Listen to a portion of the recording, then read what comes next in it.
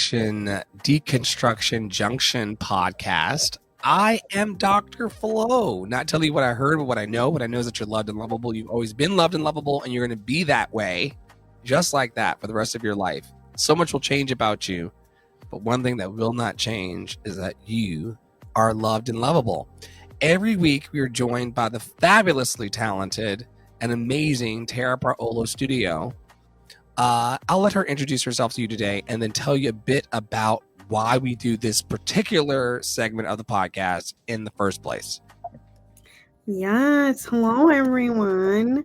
I'm Tara Paolo. I'm your resident white-facing biracial multi-passionate musician. I talk about the ish that nobody wants to talk about and push you to do the same. I am excited to be here today. This is going to be a spicy one. It's been cooking for 24 hours, so it's a spicy one all week. And you hear that bang. That is Dr. Flo sharing to the WhatsApp groups this live stream. If you are out there with us right now, please feel free to share with your friends. I'm going to go to Threads on my next little break and post there, as well as probably post on my Facebook, because I think this is a good one for some of the people there to see. But also, if you want to co-host with us, if you are interested in coming and bringing your thoughts, whatever that is. Which includes Cory Booker. Cory Booker, if you want a book, we would love to ask you a couple questions, but keep going. That part. But if you're deconstructing something in your life, if you are decolonizing, if you are doing new and exciting things in your workplace, if you are, whatever that looks like, if you're just like really passionate about politics, I'm very passionate about politics, or you're passionate about social justice, then that was a question in the room this morning. I think, like, what are you passionate about? I'm passionate about politics. I'm passionate about sports, politics, and sports.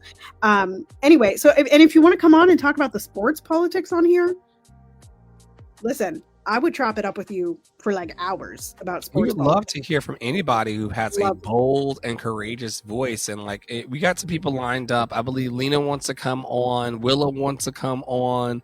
Stacia wants to return to the podcast. I'm sure Angie would come on and chop it up with us if we gave fair enough warning. So we want to hear from you. We don't know how much longer we have on planet Earth together. We don't even know if planet Earth will be planet Earth next year if y'all start wars and bombing and doing all kinds of other bullshit. So let's seize the moment and seize the day to come together. Maybe we'll get Poppy Water back on the show soon for his worldview and point of view in the world and what's making him I want to say trick and tick, but that probably would not be appropriate. So anyway, if you are interested in being on the pod, we would love to have you.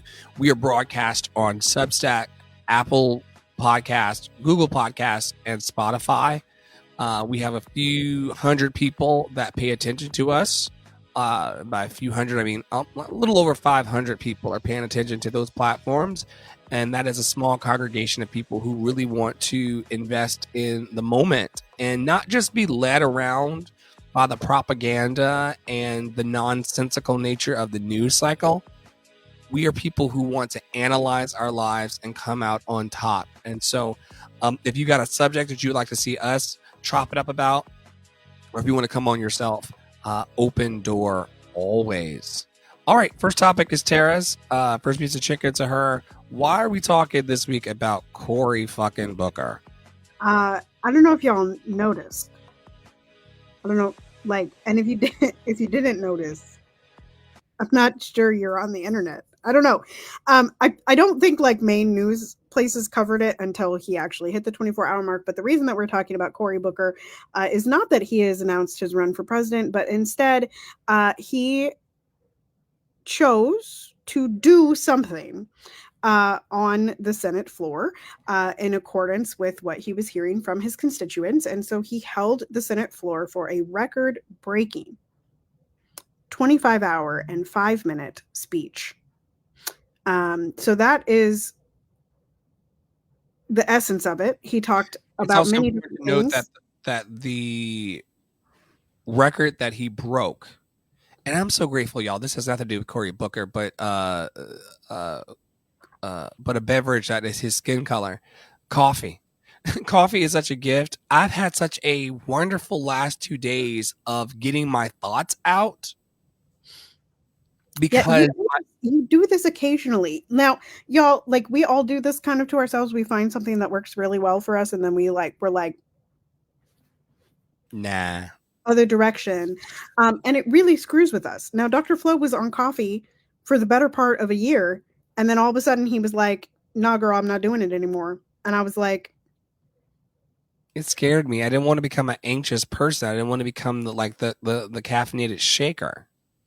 "Yeah, well, You know, like, oh my God, I'm Dr. Flo. Like, I didn't realize that I could have like a balance. Like today I did like a half cup, like I did like a, what they call an Americano, essentially. So it's mostly hot water, but I got the boost I need in order to actually, anyway, y'all, I'm completing more thoughts than I have in the last couple of weeks. And Corey's part of that. It's important to note, going back to our latter point, or former point, that the record that he was trying to beat was that of a white supremacist.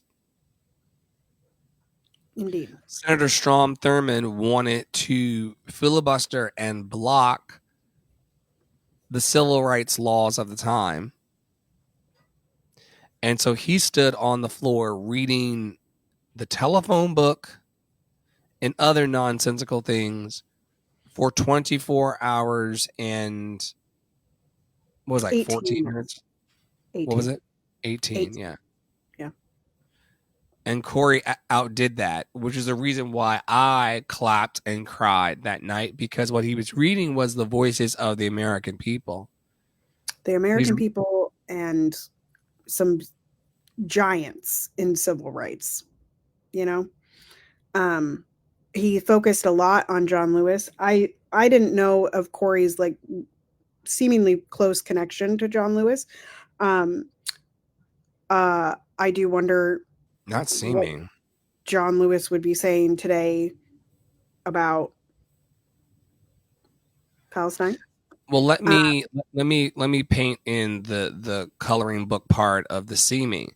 John Lewis was the pro bono attorney that took on his family's case when they were going into new homes where families were being discriminated against. John Lewis was one of the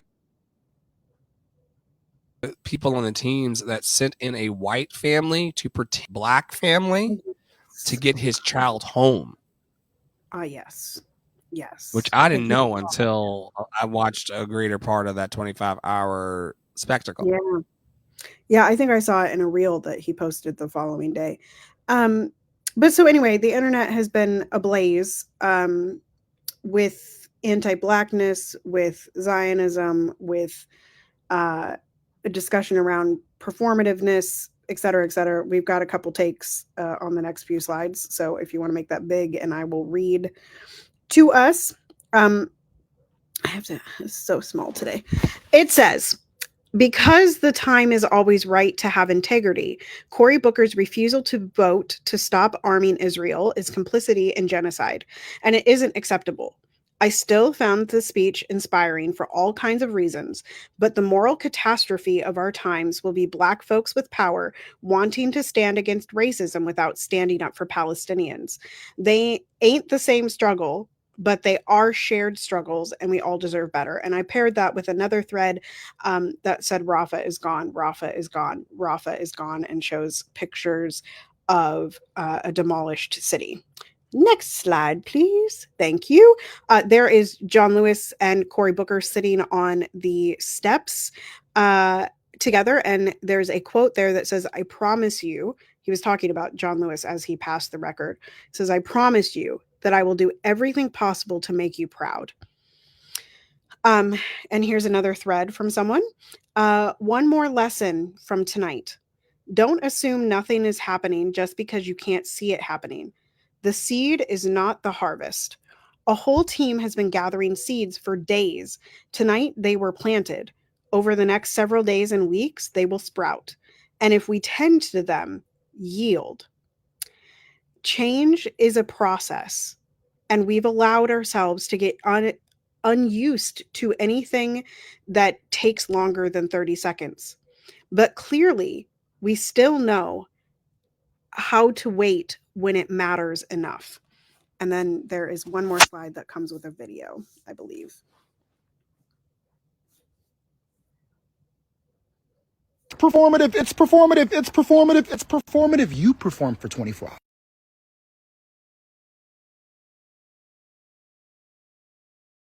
Performative, it's performative, it's performative, it's performative. You perform for 24 hours.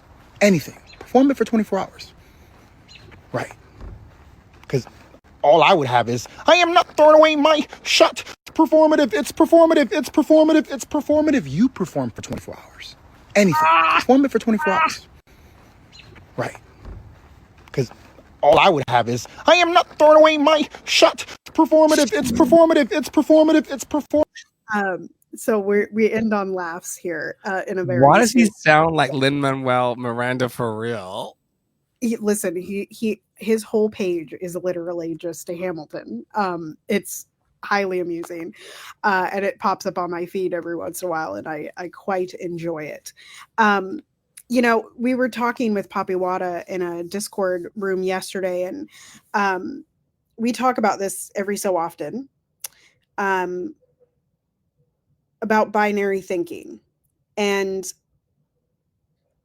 in the days after Cory Booker's speech, there were a lot of people that were trying to invalidate his speech and the record that he took, and because of his vote for more funding to Israel. And my whole thing is two things can be true at once. Very bad people have made records, i.e. Strom Thurmond, who literally we just talked about, right? He had a 24-hour and 18-minute record filibustering civil rights. Like, just, that's a bad dude. And his record was upheld for 50 years until Cory Booker broke it. And is okay to acknowledge that.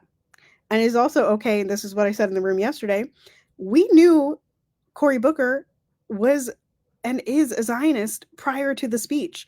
I talked about this on my droplets, but I don't expect the same things from everybody across the world, right? Like, if I know that this person has received a bunch of money from AIPAC and beyond, I don't have an expectation that they're going to walk on the Senate floor and speak for 25 hours and suddenly say ceasefire now.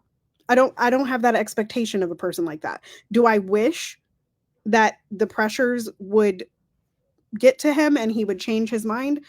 Yes. Has he changed his mind? No. Did I expect it? No. And I think when you start just knowing that multiple things can be true and stopping invalidating records or important things simply because of one choice that you don't like, you start actually seeing people as whole. And the last thing I want to point out is that a lot of these people that are saying it's performative, a lot of these people that are, oh, his speech didn't matter because of the vote 2 days later, and I see y'all reposting those threads, all y'all are white. And you need to check your anti-blackness. You need to check it.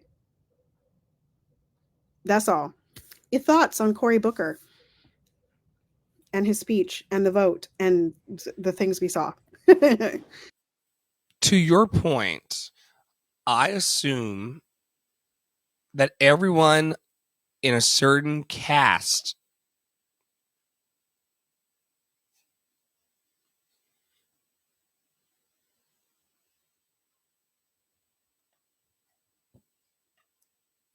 for those of you on the podcast version of this, we're pointing to each other and making googly eyes, because at a certain level of class and caste and socioeconomic status in this country, I assume that you're compromised. No one was waiting on the Senate floor for Beyonce to come and say ceasefire now. You're not going to hear it from Bernie. You're not going to hear it from the president. You're not going to hear it from anybody who is in that lane. Anyone who is part of the propaganda machine or the machine that is initiated and maintained to keep you distracted from what's real and purposeful and valuable to the happy, healthy. Why do you think we're sitting here just talking to ourselves with one friend on TikTok? We're not part of a machine that's meant to distract you from the healing and the helping of people. We're doing a whole different vibe. And so I know that Congress is compromised because they don't move on our behalf. And so I knew that he was doing something. Cory Booker is very, very interesting. Cory Booker has a similar energy to like the Reverend Al Sharpton to me. He's always around for the photo op, and he knows how to connect the dots politically.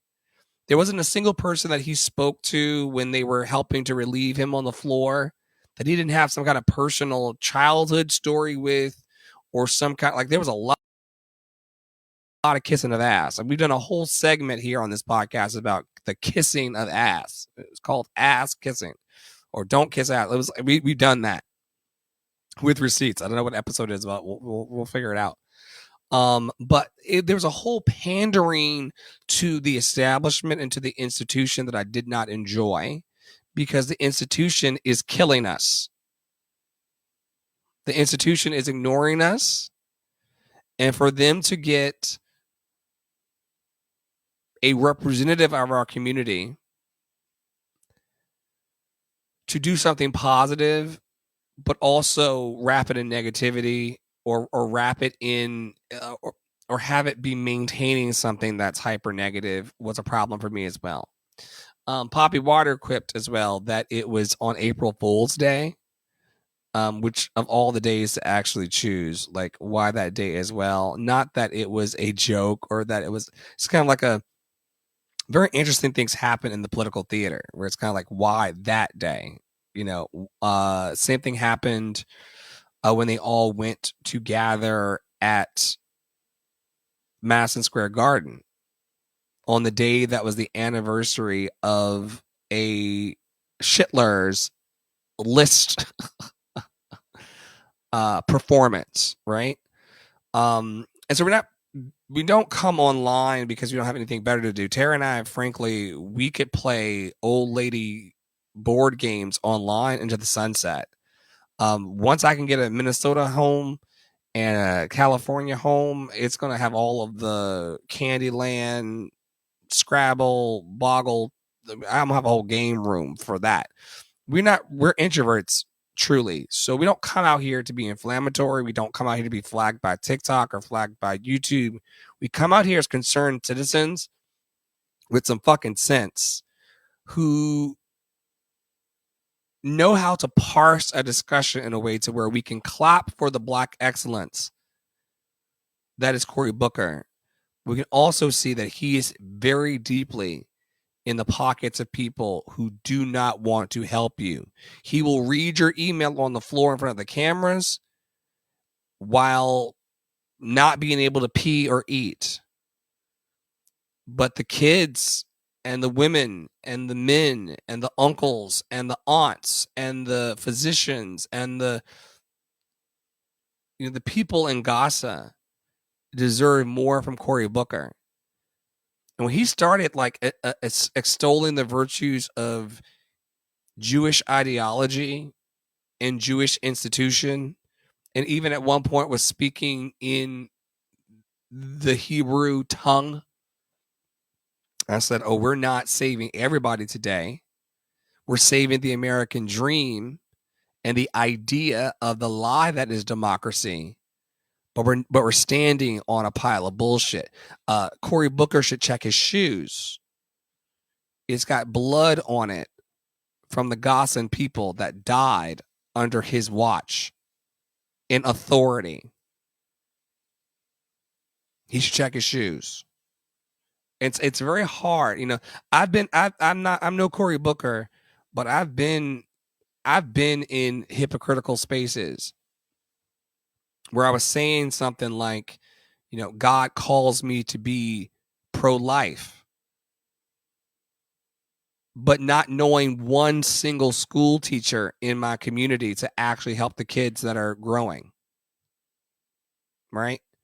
We can perform anything on camera. We can, and like, he walked right off the floor and took all of his network television interviews.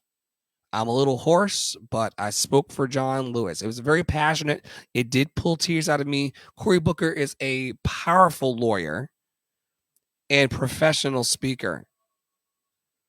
We gotta check the Chicken King, please. Okay, thank you. Yeah, just let her temper. Let the chicken temper. She can rest.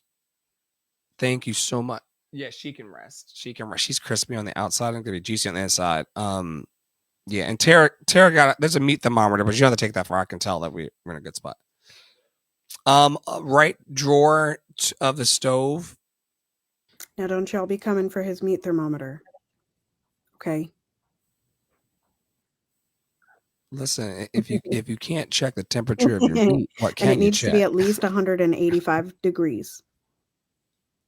It needs to be at least 9. You can't say that on TikTok. So, anyway, again, two things can be true. I think that one of the things that makes particularly political groups, Republicans, Democrats, liberals, leftists, conservatives, whatever you identify with, in particular, and I heard this somewhere on a TikTok the other day, that essentially political groups and political identification has replaced religion. And I see that a lot. Like the way in which those groups act. And I'm a person that has voted Democrat all of my life. However, there have been many a situation that I'm like, I don't think you're actually there for the help. But the point is that those people in those groups are oftentimes they are so binary in what is right and what is wrong that there is no room for that gray area in between. And that's where we get into a lot of trouble. There's been a lot of discussion on the internet between Black leftists and white leftists about how racist and anti-Black white leftists are, because it's a circular ideology that leads you right on back to, you guessed it, Nazism and genocide. So like, and we're talking to you, right. Blue MAGA. We're talking to y'all, self-identified y'all, and also invisible y'all. Y'all gotta stop putting fuel into the fires of hatred and your moral superiority exclusion. and your litmus tests of people is just never going to work. Like your DM judgment of me, I don't care if I've known you for 25 years or 25,000 years. If you're trying to silence me around reparations and a call for restorative justice, or try to put me in my place or guilt me out of raising my voice, you are not once again, I asked for a meeting with you and the other elders. These are people who are my parents' age, who are putting up violent depictions of Trump dolls being stabbed. That doesn't teach anything to the next generation. I'll take your check. That is truly the thing. Like, how different, well, the Democrats wouldn't do that. They wouldn't say racist things, or they wouldn't inflict violence like January 6th. Are you all watching the same things that I'm watching? Because y'all do the exact same thing. It just, the Democrats have a little bit of a rainbow painted veneer to them. They got more Black people at the crowd. Not yesterday. April That's 5th, not in this deck, so let's talk about it. It's not in this deck, so let's talk about it. Oh, it's not in the deck. Oh yeah, let's talk about hands off day. All I was going to just quip and say, because life is a cabaret and also a quip for me. I was so happy, y'all. In the same week that Cory Booker stood up for the institution and in favor of the institution, we saw Black people from all over the paper bag test and the diaspora sit down on Saturday yesterday and say, we'll do anything for love. Do anything for love. but I won't do But I that. won't do And that. there were no dogs called. There were no smoke. Nothing that resembled January 6th happened at any protest that we've been reported of. I mean, if you're out there and you know something that I don't know, we are not above fact checking and information here. We fact check each other in the network and the leadership more than is even comfortable at times.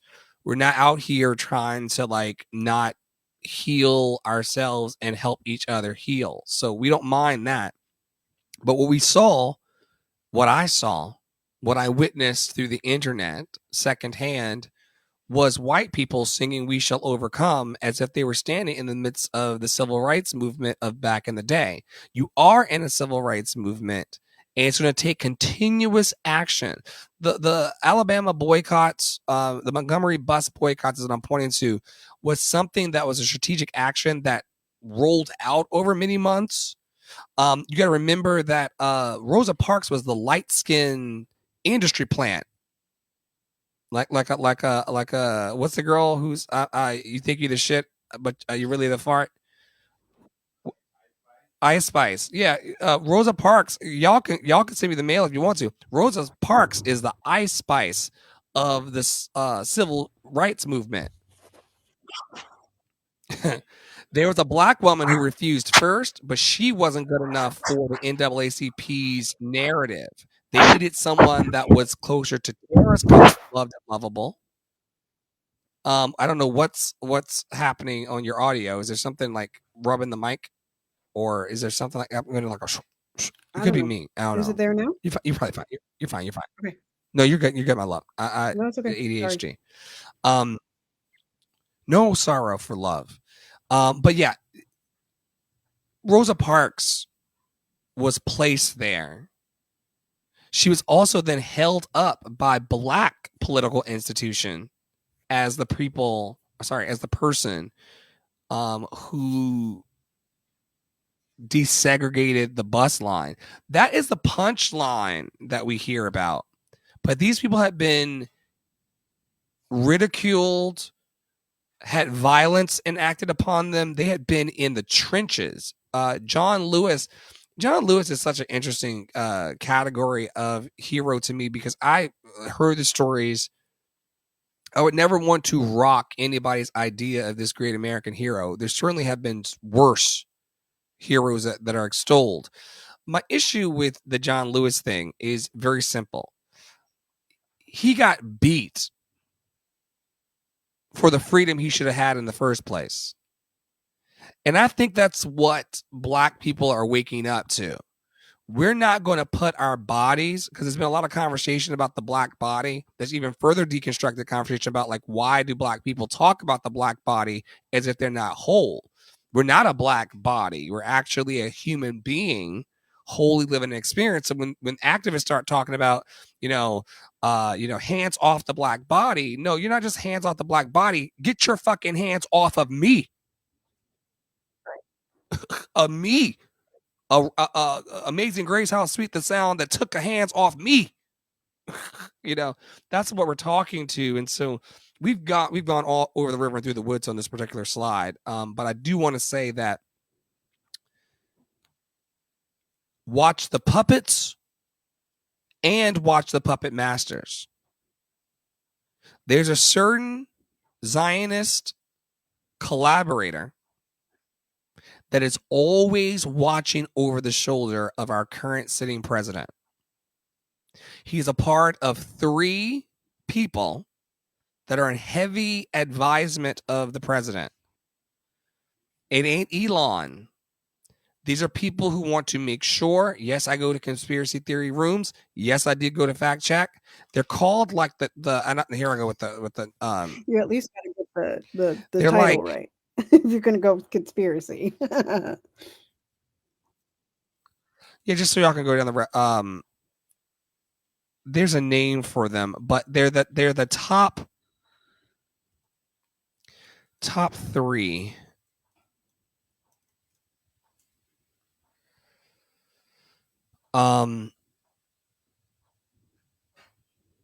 I found 11 keys.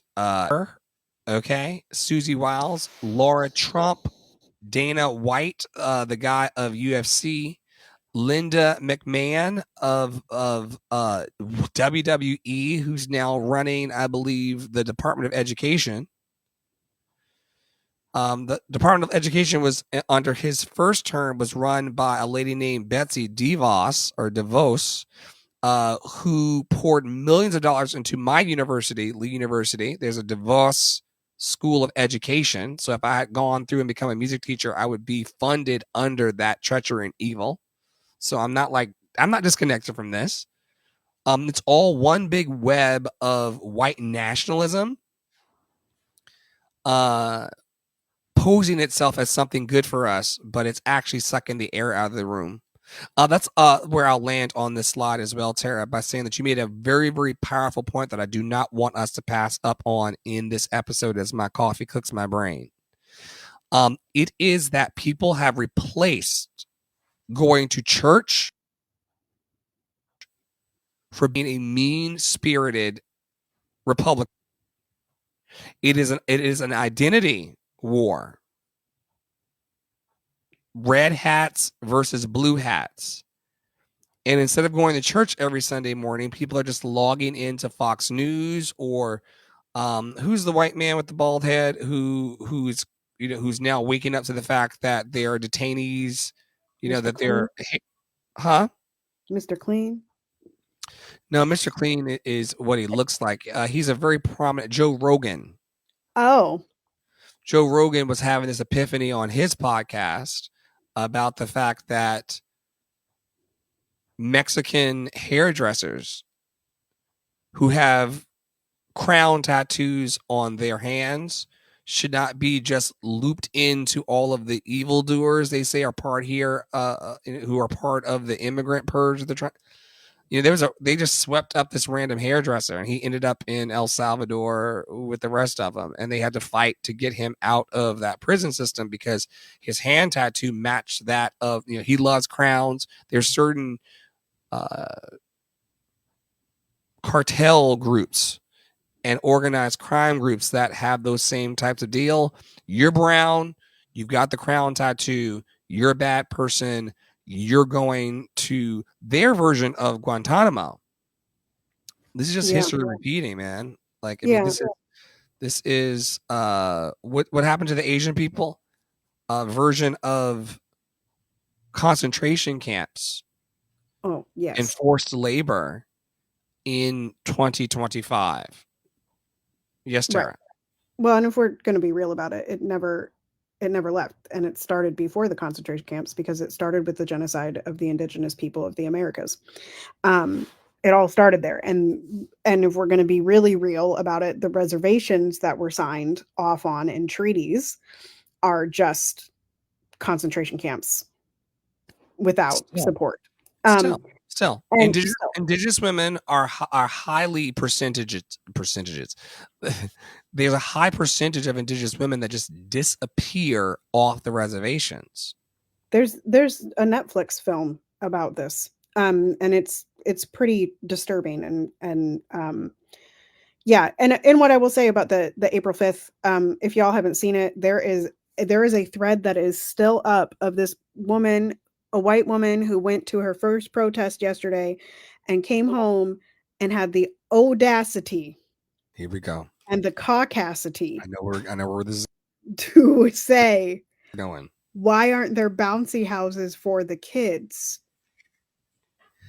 And when I tell you that is the beginning and end of how much y'all have not learned, that's the beginning and end of how much y'all have not learned. Not to play devil's advocate, and certainly not for a white lady. However, if activism and community service had more fun to it, like if you could show up for reparations and there was a bouncy house, I'm like, let the kids bounce while we turn up about reparations or restorative justice. She knows better, though.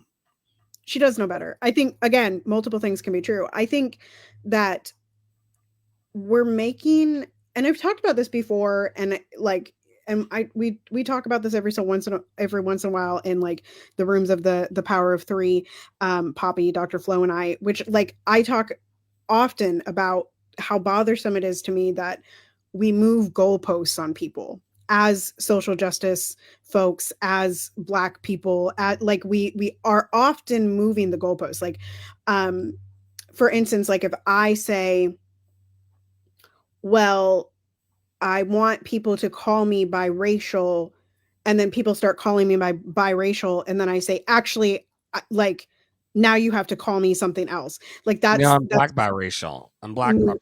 Right. Or like you have to, da da da da. Now I'm not saying this is the same thing, but what I am pointing to a little bit is the litmus test and the moral superiority thing of like the backhanded slap of, and this is rightfully so, white people should be putting their bodies on the line, because they have not historically.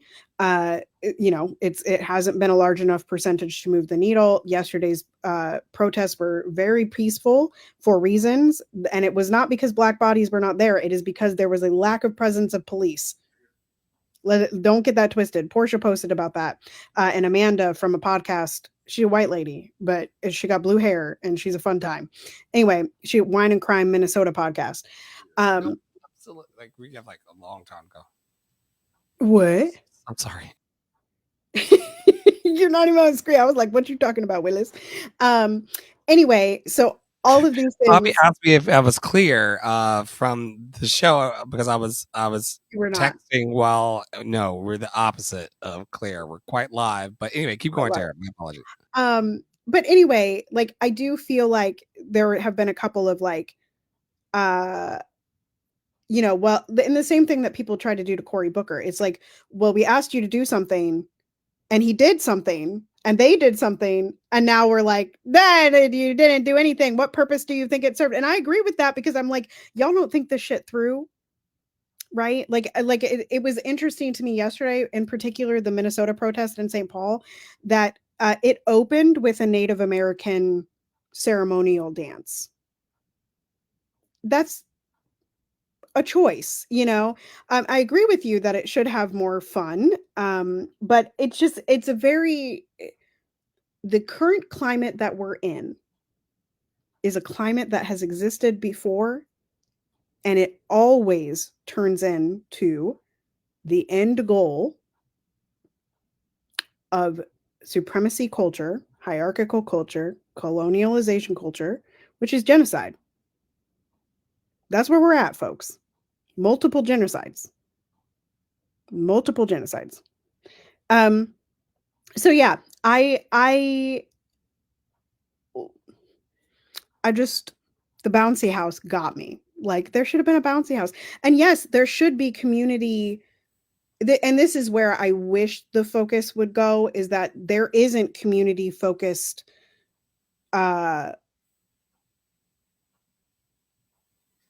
childcare for these things, right? We have not, there's no community, what did we used to talk about? Care infrastructure. There's no care infrastructure underneath of capitalism. Right. And that's why the Montgomery boycott was successful. That's why some longer movements, the civil rights movement, were able to take place, because there was care infrastructure that was in existence. Right.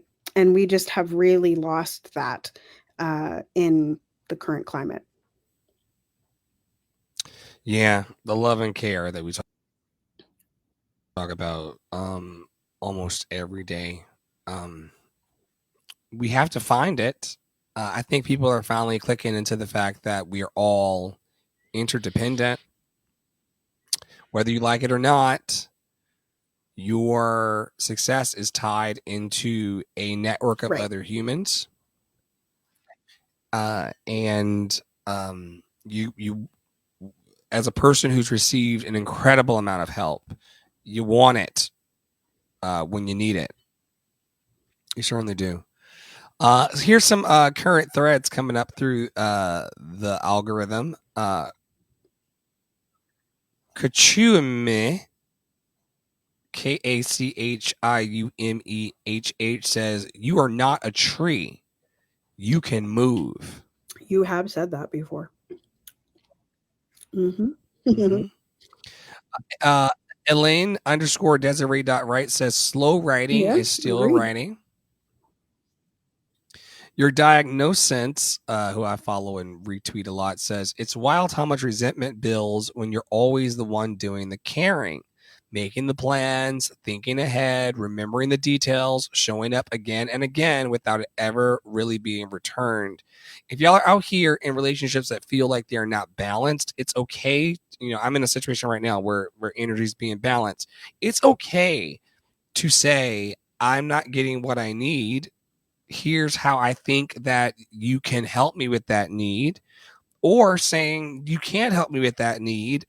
Thank you for doing the things that you are doing. I'm going to go now and seek these needs out from someone else in the network or a complete stranger." This conversation was had earlier in the week also with Poppy and Back Channel. It's kind of like, whatever you all want to offer to a movement or to an organization or to a group or to a person, whatever time, talent, and treasure you want to offer, just put it out there and let it be enough.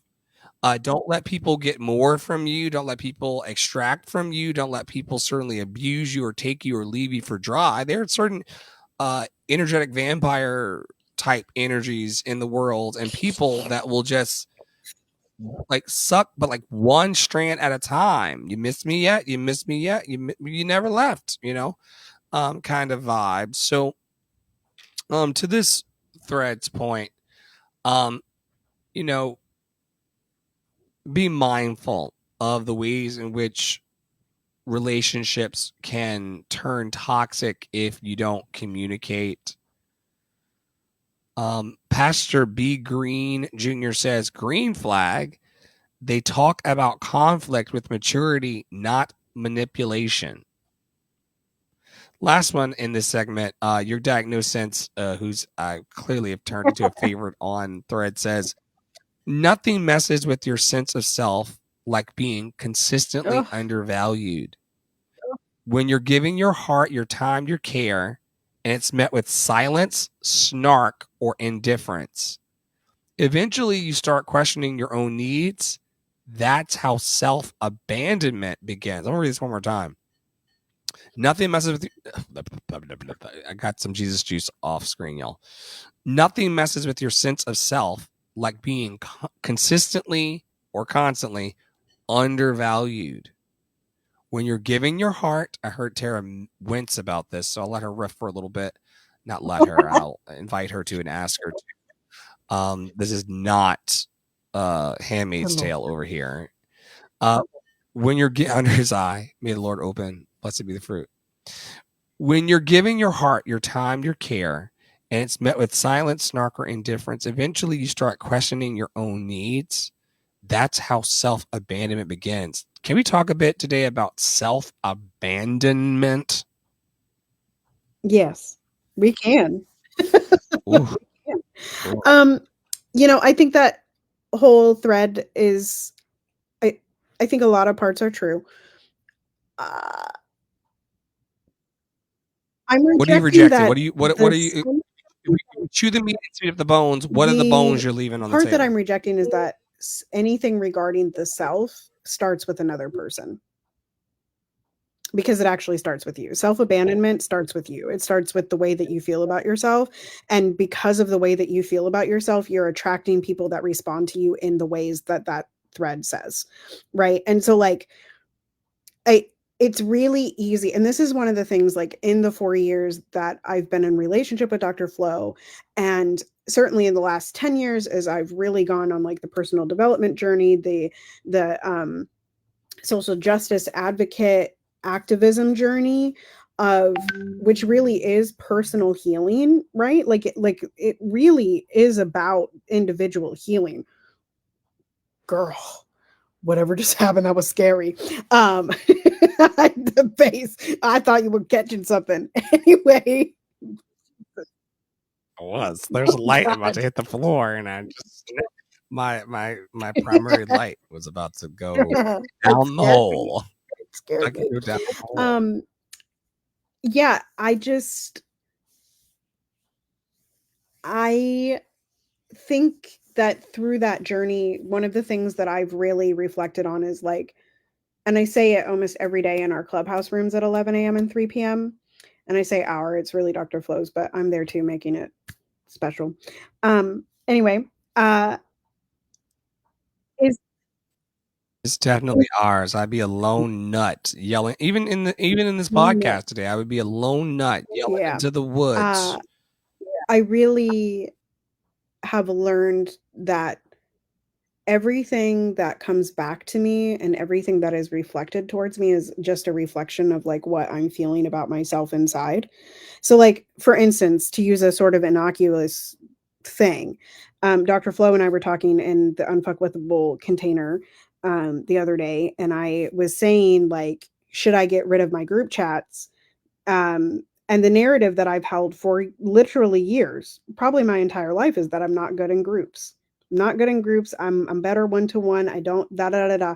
And Dr. Flo said something like, it seems like you don't like them. And I was like, well, I'm not good at them. And so like the reflection was from him, you don't like groups. And I realized it's not actually that I don't like groups. It's that I believe that I'm not good at them. And that reflection, that inner reflection, is showing others that I don't like groups, which is not something that I want to portray because actually I'm fine in groups. I sit with y'all in Great at WhatsApp group. all day, every day. I sit with you all in fucking Clubhouse all day, every day. Like I sit on TikTok with y'all in the comments all day, every day. All day.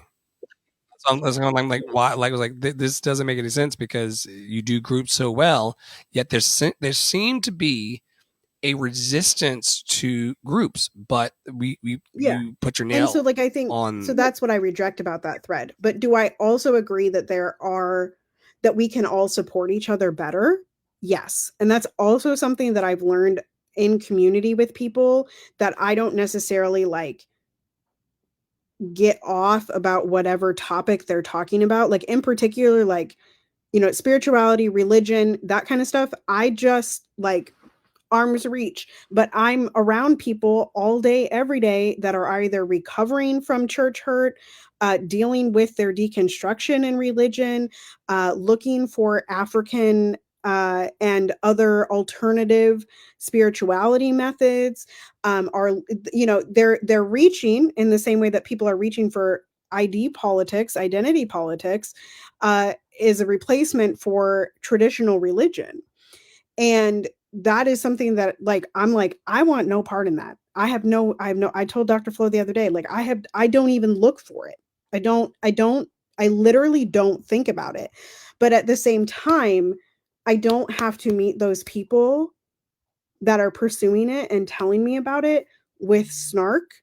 I can meet them with claps, right? I can meet them with like a genuine interest in like the other day there was something about cinnamon, right? And I was like, can someone tell me the significance of cinnamon? Like, I don't know it. Can you tell me, It was Yes. blowing So, cinnamon. and like there was much education had, and it's like, I don't really care. I'm not going to do it, but also like it means something to you, so I can clap, right? Thank you for sharing with me. What about any blurbs about that thread?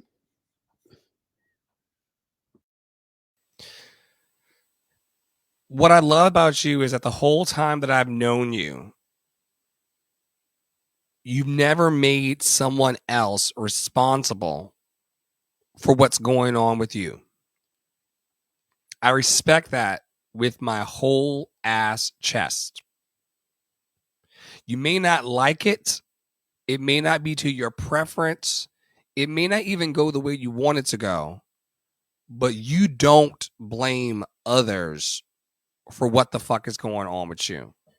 And it's forced me to actually look in the man in the mirror situation in my life and go like, yo, wait now.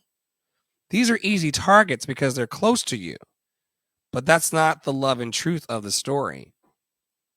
And you always, even, and like we talk about all the time, be mindful of the social media that you're taking in, because it could be tilted a little bit against you. We went from agreeing with this post to being like, wait, no. That goes against our core philosophy here, that I'm the master of my fate. I'm the captain of my soul. I'm fully 100%, 125%, 500% responsible for what is reflected back to me from the outpouring of my life, positive, neutral, negative. And you've never allowed excuses to run rampant when it came time for us to take on the responsibility of owning our shit. And it doesn't always feel good when I turn it back on you. You've been very transparent about the fact that sometimes the lessons that you are dispensing will reflect back in a very ricocheting kind of way here. We work very fast in the areas of personal development, and it's something that bears remembering. Eleanor Roosevelt said, all of the water in the entire world, all of the water in all the oceans of the world cannot drown you unless you let it in. And we have ways here in the network that we talk about every day of gatekeeping your heart, gatekeeping your mind. If you believe in the soul and the spirit, there are ways in which you can keep the drowning waters out. It's salt water anyway. It's not going to nourish you. Where can we find responsibility for finding water to drink and water to serve? It's a big deal, Tara. A big deal. So that's my thoughts about those. Let's keep pushing through the slide deck. This is a Squint, or your life. It's a repeating slide, thankfully. And I almost cut, it's story time about this. I almost cut off the bottom because I really want everyone to hear this. And I sort of checked Poppy Wada yesterday in our Power of Three conversation on and I check Dr. Flo on this every once in a while. Again, we are talking about white people, and I use that language as well, but also the tenets of whiteness can show up in any kind of body. And so I almost cut off the bottom of this, but because I think the first repeating part applies to everyone. But I'll read all of it. Yeah, we believe here that no people group or any identity is a monolith. Monolith. A monolith. I wasn't going to check you, but you checked yourself. Well, I was having actually a monolith. A monolith was getting in the way. People are not a monolith, meaning that just because one black person did something to you that was unfavorable or against your preference, intentional language, or a white person or a purple person, or you cannot ascribe negative or positive attributes of any kind of human to the whole group. That's how you are maintaining and displaying your ignorance. So I'm with Sarah. I'm glad she didn't redact it so we can have the teachable moment. But every time you start to point your fingers at a white person that's problematic, I can name at least 5 black people or others in that same hypnotic rhythm. Right. In fact, I don't trust that black people are inherently on my side. And if you were white, I wouldn't do it either, given the historical context of it all. Yeah, but I'll say a little bit more on that, but let me read this because the word inherently is here. Anger isn't inherently negative. Confrontation isn't inherently negative. Discomfort isn't inherently negative. Anger isn't inherently negative. Confrontation isn't inherently negative. Discomfort isn't inherently negative. One more time. Anger isn't inherently negative. Confrontation isn't inherently negative. Discomfort isn't inherently negative. White folks should should recite these like daily affirmations, because unlearning white fragility starts with recognizing the accountability, or that accountability isn't violence. Go ahead. Here we go. That's another whole situation too, because there's a whole book about white fragility. But if you're ever in a space with any kind of insecure person, you'll know that there's white fragility, there's white lady fragility, there's black, there's sure the fuck, I have it at times, black man fragility. You know, like we've become a culture that is so inundated with echo chambers that it's difficult to keep it grounded. Right. Happy Root Chakra Day. But yeah, I'm with you on this. You know, something that I used to say a lot and should bring back is become uncomfortable enough to change. And I mean that for everyone, like, because until we become uncomfortable, oftentimes we will not change in whatever that is. And I really, like, I think a lot of people associate discomfort, anger, those things, the thing that I said, right, as being negative. And it doesn't always have to be negative in the end of it all. And I also think that what you were talking about ascribing things that we see about one person or maybe even a small group of people to the rest of the group also applies to positive things. So I have met many a person in the LGBTQIA community that are like, Black people are so accepting of us because they've met a handful of Black people that are accepting, and that is amazing. But there is a large swath of Black people that are not. And so, like, that puts you as the person that, like, is of the LGBTQIA community in some harm's way, right? Because you decided that two people must mean that the whole community is welcoming, right? Right. I mean, I wouldn't. I mean, if you think all Black people are safe right now for LGBTQIA people, I wouldn't recommend traveling to Trinidad and Tobago, where they are sentencing gays for buggery. Look it up, to 5 years prison sentence. So, I think, how safe is that? How safe is that?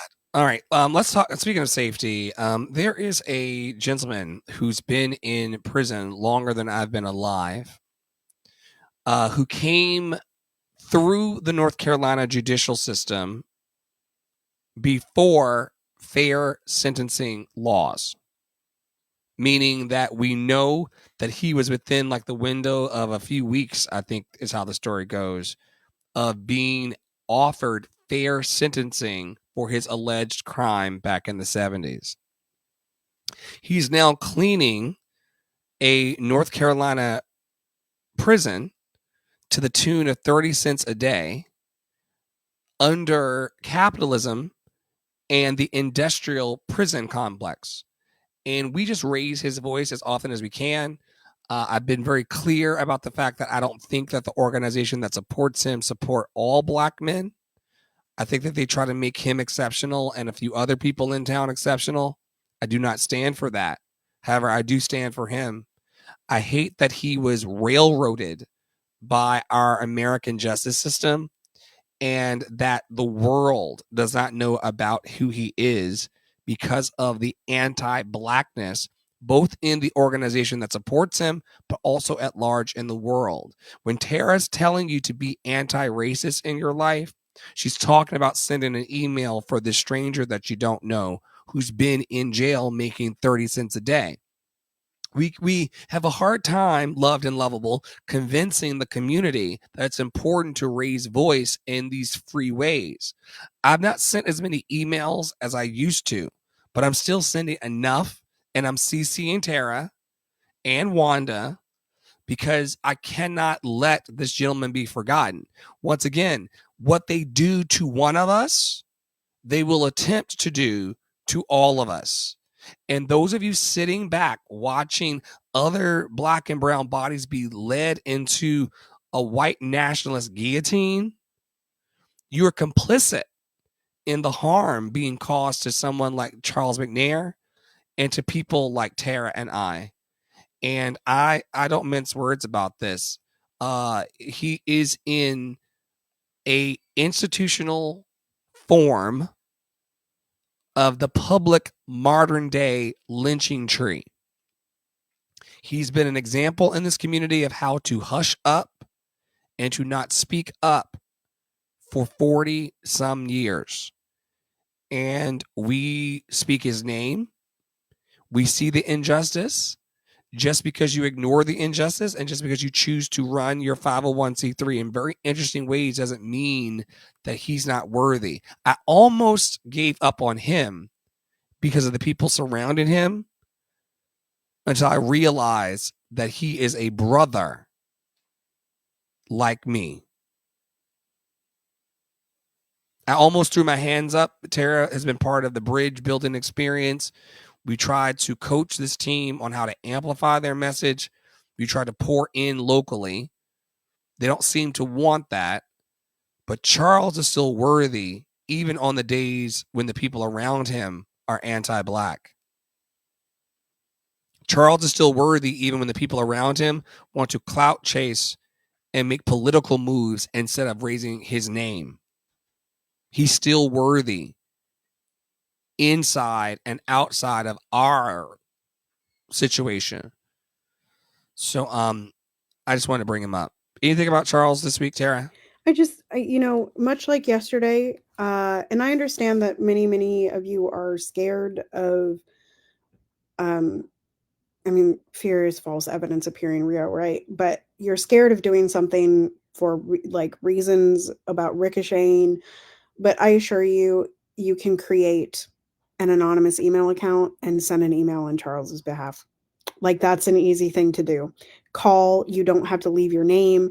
And so this is a, again, it's a very easy way to do something that is focused. And I think I said this when we first started talking about Charles McNair, but the reason that we focus on specific cases, right? Specific instances of harm and mistreatment is because, as Dr. Flo said, what happens to one can happen to the whole, right? The reason that we get so upset about one college student being removed from a college campus is because it could happen to the entire campus, right? And so we care about that. So this is a really easy way to get your feet wet in activism, in social justice, and in a way that is all positive. There's no question on this. Even if he's guilty, which he's not, but even if he was guilty, fair sentencing says he would have served a maximum of 12 years. He has served 44, and that is 30 years too many. He served 44, and his sentence that he was given was life plus like an additional 10 years or something. So he'd have to die and then come back to life and then serve another 10 years in order to be worthy of being free in the society. And I'm going to say it one more time. His lawyers and judges were reading from slave journals and Confederate texts every weekend while they were processing Black people through their unfair system. Why do you think they made fair sentencing laws? Because white people in power and in the local judiciary systems were making an example of tons of people in this community. And they all have names, and they all have families, and they all have value, and they're all worthy of dignity. This is just wild to me. But justice for Charles McNair. All right, Sarah, we got to wind this up because I got an errand to run. It's a really simple one, y'all. I just go educate yourself on tariffs. Trump enacted or signed the paperwork or whatever he did to put tariffs on penguins, in fact, but also much of the literally on Antarctica. Like, he put tariffs on countries that have more penguins than people.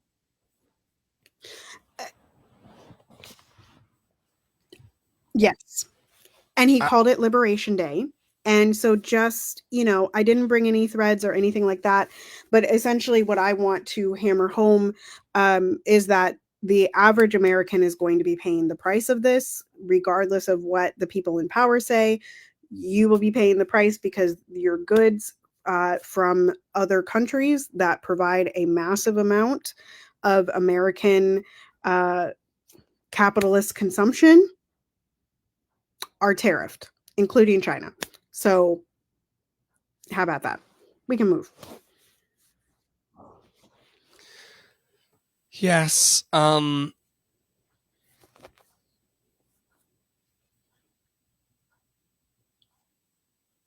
They say that this is the golden age of America being ushered And the in. stock market fell like some tremendous number of points.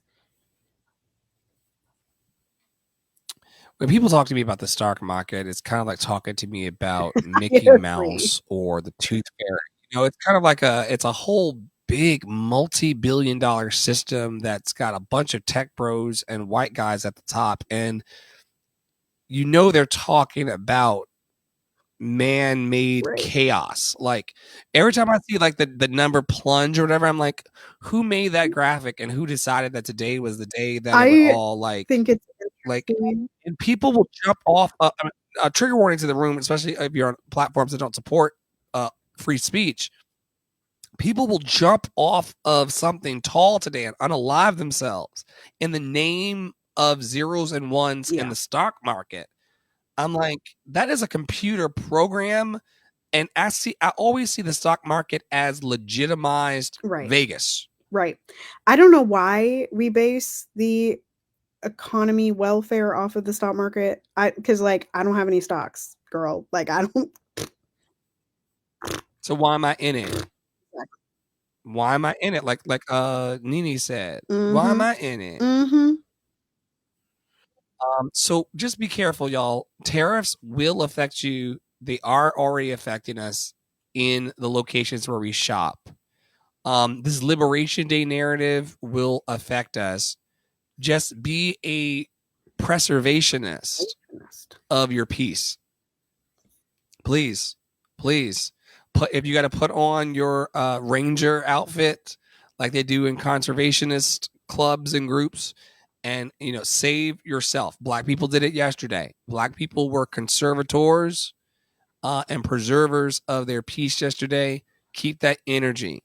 My personal life kind of went berserk yesterday. However, I wasn't out in the streets fighting white people's issues on top of it. So I did half of the labor yesterday, and I'm grateful. All right, we're gonna skip my threads rant and push forward. Yeah. This I just wanted to lift. We don't even have to talk about it because we already kind of did. ICE isn't detaining people; they're kidnapping people. Understand the difference. I think we talked about this last time. This might have been a leftover slide. I'm not sure. But needless to say, ICE is doing bad things. ICE should not even be in existence. They're kidnapping people. U.S. citizens. We don't need Gestapo. We don't need Gestapo. People don't, unless that someone has nefarious intent. I'm gonna point back again to the video that we see circulated online of the NYPD female officer having the fruit lady hemmed up, with a bunch of other humans standing around watching her. Like, this is a problem that law enforcement officers are being consolidated and networked in a way to create a surveillance system that targets law-abiding people. If they were actually going after nefarious people, that would be one situation.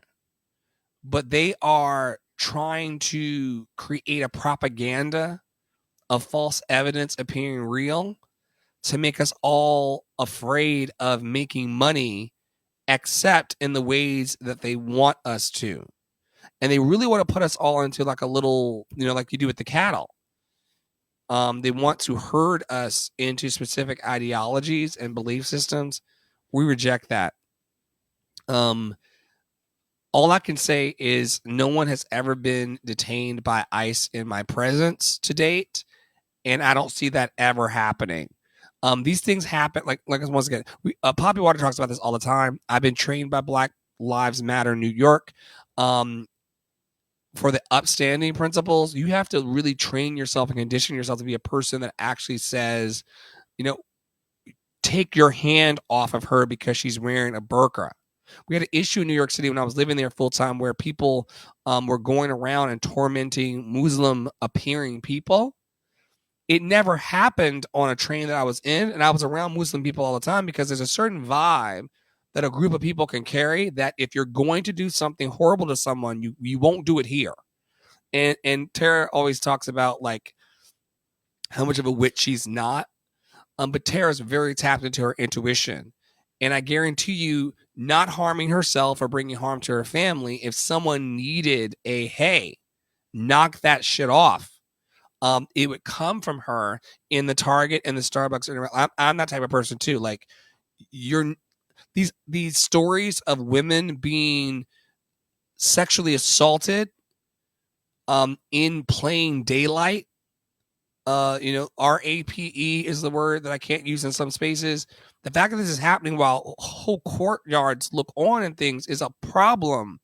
And we have to instill confidence in people. We have to make them believe that if you, and I always established this when I was living in New York full time, I will walk onto a train and know who my safe people are. And when Boo Boo the Fool comes walking through the train or opens the door while the train's moving and comes through, there's a camaraderie that I instantly establish, mostly with the Black people, but some white people as well. That's like, yo, if shit pops off on this train, you're going to the left foot and I'm going to the right, and we're going to pull it like a wishbone at Thanksgiving. Right. Yeah. But that's all nonverbal discussion. I remember this conversation with a mutual that we have, who said, because what you said kind of made me laugh, because I do put off an air, I should say, of you cannot mess with me and you cannot mess with the people around me. And I remember somebody saying to me once, I wish someone would step to you so that you could do, like, I was like, people don't step to me. They do not.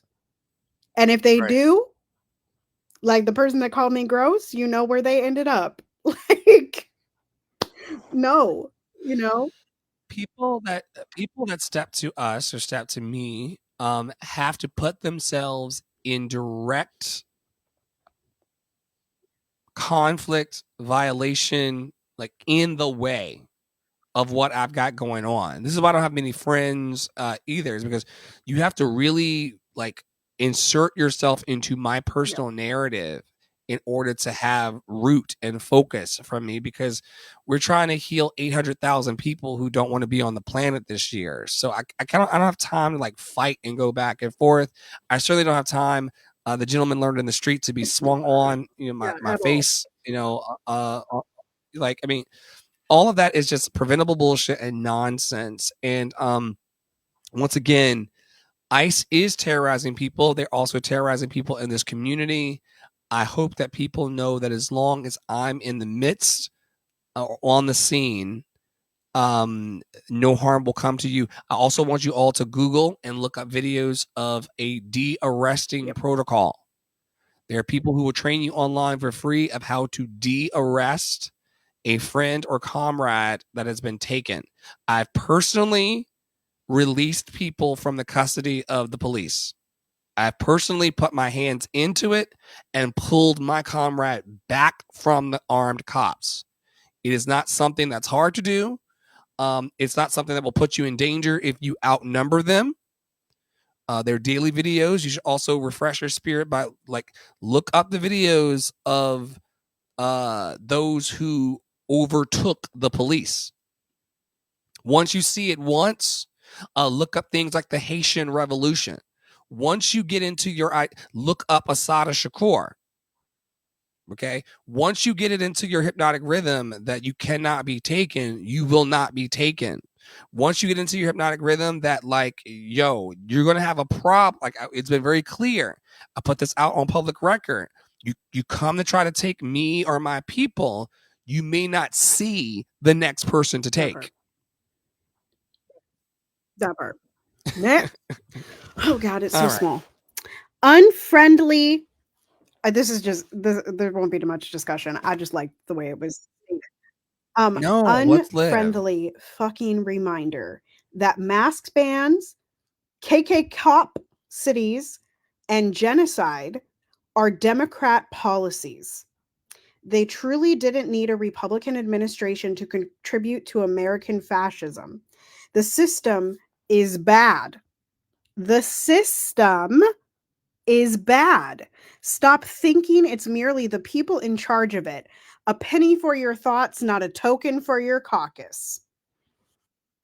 Oh my Oh God, my on today. One God. more time. Yeah. One more time. One more time.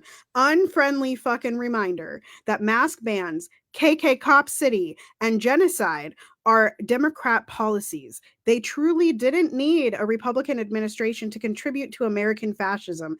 The system is bad.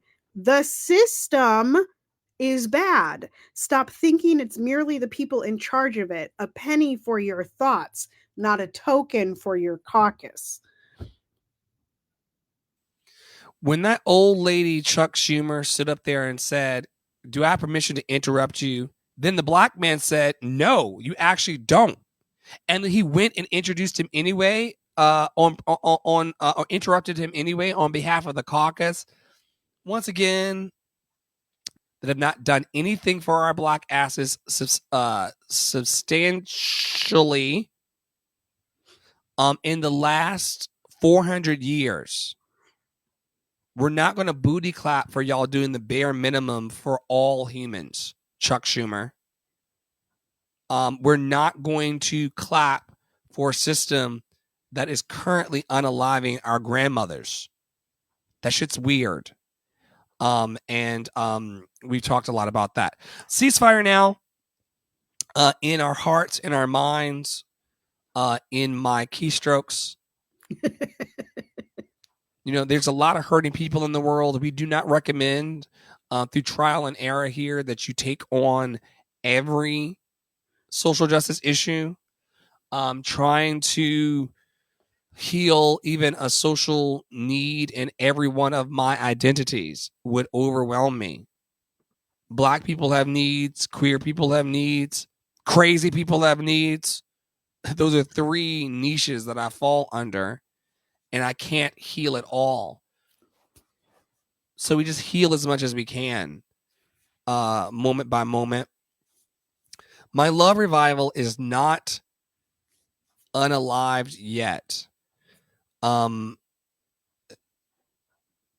much to say about this.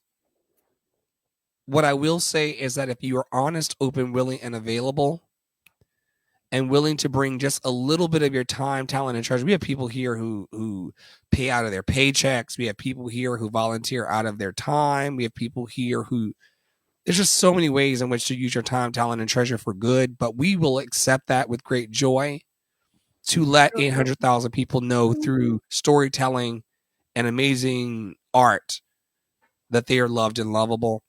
Here's a little graphic of what I think it will look like. Please donate at lovedandlovable.bio.link, lovedandlovable.bio.link, lovedandlovable.bio.link. Tara and Angie, random last week while I was doing a little show for the cause, sent money in. That money turned into grocery money for Poppy, Water, and I earlier in the week. So don't think that you can't contribute. Every $5, $10, $15, $20 matters. Talking shit about us doesn't do anything. Talking to us could encourage us, but it also doesn't always do, like we were talking about earlier, complaint doesn't make a change.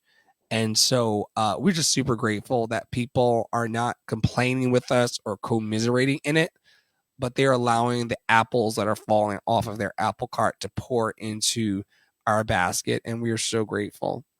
Tara, tell them about about Adopt a being Black Black. Artist is a program that is developing as we speak, but for the most part, we post onto social media on Fridays, on the Love and Action Network page, on Dr. Flo's page, and my page, and then House of Mami Wata Instagram.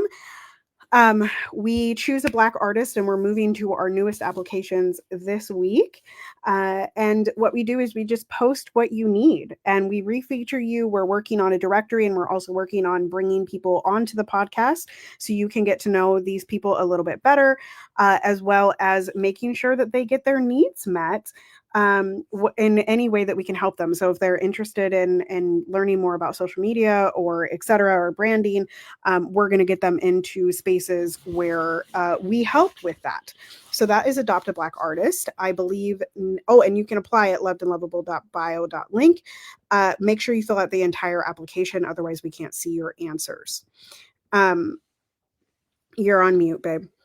And just to interject on that, to the ancestors alone, and now Tara and all of you, it's important to know that this is a mentorship program. So if you're coming in, we will give you the street cred. We will tell people about your needs, but we're really trying to grow up an army of Black and brown artists who don't have opportunity to see their dream fully actualized. These are the people. Think about and you shouldn't feel, poorly about getting help if you need it, but we're still fighting that hypnotic rhythm as well in certain spaces of our community. However, just know that this is a program we want to stay / stick with you for 3, 6, 9 months and just make sure that you are solidly growing. Right. And if you're not a Black person, you can nominate a Black artist. You can nominate them as a Black person as well. But if you are not a Black person, you can also, if you don't know any Black artists or you're uncomfortable doing the nomination, you can go to the link in bio and you can download our previous groupings of graphics, and you can post them to your social media, or you can share to your stories and let other people know about our artists. Dr. Flo flipped the page and then went back, but There's I am also nominate a Black person. There's one. nominate a Black person. I'm expanding this. I haven't made the graphic yet, but my goal is to raise $200 a month to start a pool of funds that I can pull out of, and other artists can pull out of, other teachers, that just essentially sits there and gains traction and gains money. That's $200 a month in my studio would pay for 2 students to have half-hour lessons for each month. And so if you're interested in joining that, you can go to my link in bio, tarapriolo.com/links. I don't remember what's next on the thing. Dr. Flo has to flip the page. Now hiring. I talk about in the Clubhouse room every day. But if you are interested in being a part of the Love Experience, Dr. Flo talked a little bit about that earlier. In any way, whether that's backstage, front stage, as a performing artist, you can go to lovedandlovable.bio.link and you can apply or audition or both. And then we have... If you would like me to teach you to use your voice or capital V voice in any space, we've got myself and a group of Healy practitioners that are really awesome and confident and courage. We would love to teach you how to use your voice and to speak up for the things that are important to you. We're growing in our voice every day and maximizing and increasing our incomes. And we would love to just be in a band, if you will, of bold believers in the fact that dreams do come true by the power of our imagination, our belief, and our action every day. I want to thank y'all so much for watching today. We hold space for love and joy and peace in our own special way. We also hold space for deconstructing these big ideas that we have that are just made up of small little thoughts and beliefs that metastasize into a life. So any closing thoughts for you, Tara, before taking us out of here? Cute last thread of like the back of house of this podcast. Adorable. But that's it. Yeah, that's cute. That's cute, girl. I'm hoping that went out to all the socials so I can share it because I think it's adorable. But yeah, I don't really have any closing thoughts. Y'all realize that a lot of the things that we talk about end up in the same, pockets of big ideas. And that is because we are all connected to one another and most things relate to the same things, the same cycle of things. And so we're very interested in getting down to the root of the problem instead of addressing the symptoms all the time. And with that, from all of us here at Love and Action Network, Poppy Water 33, Awesome Angie Enterprises, and Novelties, Her Story True, Cece, Dr. Flo, Jimmy Jams, Loretta, and the whole fun bunch across the interwebs. Continue to be anti-racist. That's for everybody. Be safe, wear a mask, make good trouble, do good work. I love y'all hardcore. You are loved and lovable, and nobody can change that. Joy is the revolution. Step into it and belong to it, and we will see you next time.